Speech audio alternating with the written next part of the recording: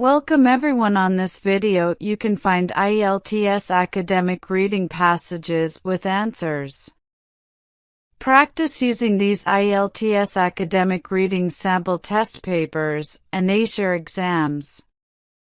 Read the text below and answer the questions online. You should spend about 20 minutes on questions 27 to 40, which are based on reading passage 3 below. Britain needs strong TV industry. Comedy writer Armando Iannucci has called for an industry-wide defense of the BBC and British programme makers. The Thick of It creator made his remarks in the annual McTaggart Lecture at the Edinburgh TV Festival. It's more important than ever that we have more strong, popular channels that act as beacons, drawing audiences to the best content, he said. Speaking earlier, Culture Secretary John Whittingdale rejected suggestions that he wanted to dismantle the BBC. Champion supporters. Iannucci co-wrote I'm Alan Partridge, wrote the movie In the Loop and created and wrote the hit HBO and Sky Atlantic show Veep. He delivered the 40th annual McTaggart Lecture, which has previously been given by Oscar winner Kevin Spacey, former BBC Director General Greg Dyke, Jeremy Paxman and Rupert Murdoch. Iannucci said, faced with a global audience, British television needs its champion supporters.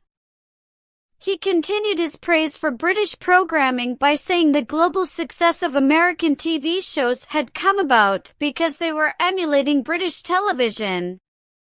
The best US shows are modeling themselves on what used to make British TV so world-beating, he said. US primetime schedules are now littered with those quirky formats from the UK, the Who Do You Think You Are and the variants on Strictly Come Dancing, as well as the single-camera non-audience sitcom, which we brought into the mainstream first. We have changed international viewing for the better. With the renewal of the BBC's Royal Charter approaching, Iannucci also praised the corporation. He said, if public service broadcasting one of the best things we've ever done creatively as a country, if it was a car industry, our ministers would be out championing it overseas, trying to win contracts, boasting of the British jobs that would bring.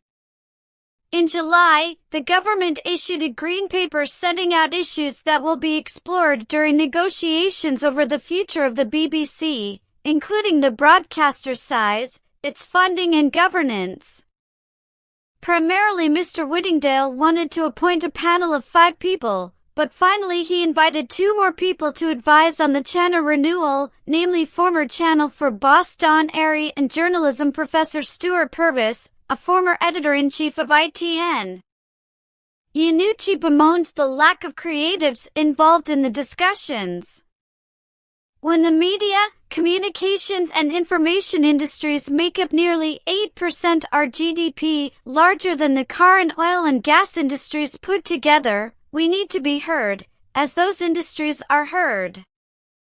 But when I see the panel of experts who've been asked by the Culture Secretary to take a root and branch look at the BBC, I don't see anyone who is a part of that cast and crew list. I see executives, media owners, industry gurus, all talented people, but not a single person who's made a classic and enduring television show. Don't be modest. Iannucci suggested one way of easing the strain on the license fee was by pushing ourselves more commercially abroad. Use the BBC's name, one of the most recognized brands in the world, he said.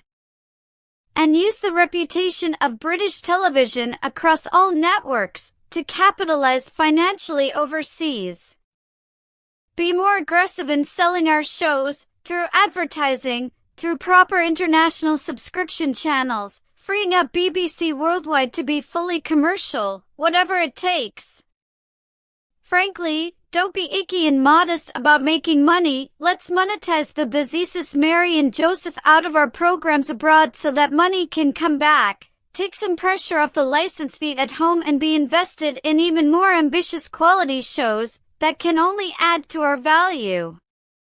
Mr. Whittingdale, who was interviewed by ITV News' Alistair Stewart at the festival, said he wanted an open debate about whether the corporation should do everything it has done in the past.